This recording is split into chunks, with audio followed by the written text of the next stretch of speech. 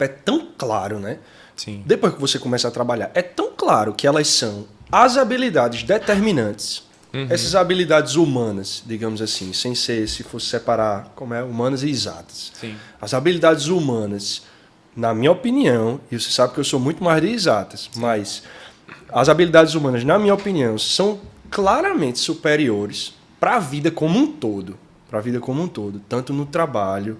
Porque no trabalho a pessoa, não, mas tem que ter o técnico, sei lá, mesmo na engenharia, por exemplo. Vamos pensar assim, numa coisa bem técnica, né? Engenharia, então programação e tal. Sim. Beleza, tem que ter técnico, mas, meu irmão, técnico nenhum faz nada sozinho, brother. Sim.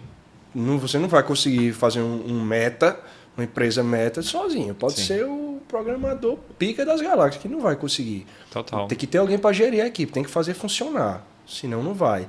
E eu acho impressionante como é tão claro, mas a galera não bota realmente isso no currículo de forma nenhuma, até na universidade. Pô, se você for fazer um curso como engenharia mecânica, uma coisa assim, não tem um momento para você parar para desenvolver isso. Sim. Por mais que seja necessário no trabalho.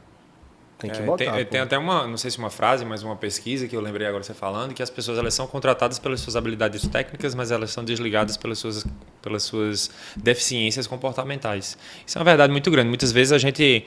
Claro que o ideal é que você equilibre os dois. Poxa, existem alguns pré-requisitos técnicos que a gente não pode colocar um programador que não saiba mexer em computador, por exemplo. Né? Uma pessoa rasa. É o básico. Mas os aspectos comportamentais para uma pessoa, inclusive...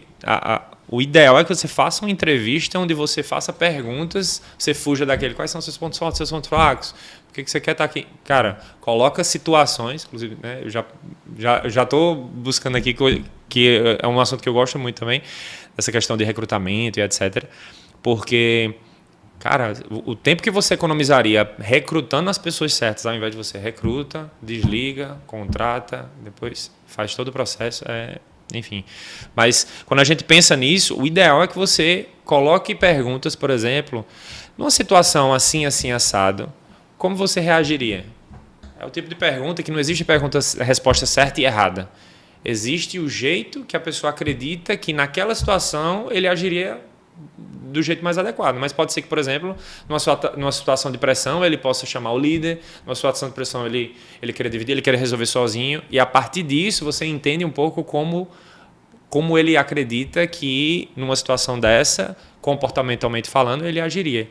Então, esses aspectos que deveriam ser mais enfatizados, valorizados e até procurados, até numa entrevista como essa, às vezes são escanteados e você olha o currículo, a pessoa é formada não sei aonde, a pessoa tem uma especialização não sei aonde, mas às vezes, por exemplo, eu conheci vários professores na UFPB que eles tinham um currículo absurdo, doutor, pós-doutor, mas assim, a aula era muito difícil de entender as coisas, era muito complicado.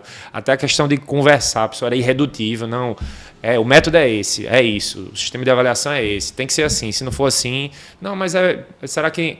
Não, era engessado, era uma coisa completamente, sabe, fora da realidade, assim, que poderia ter muito mais flexibilização e muito mais entendimento, que eram mais questões comportamentais, né? E que hoje não necessariamente você tendo um melhor currículo técnico, você é a pessoa mais apta para exercer aquela determinada função, né?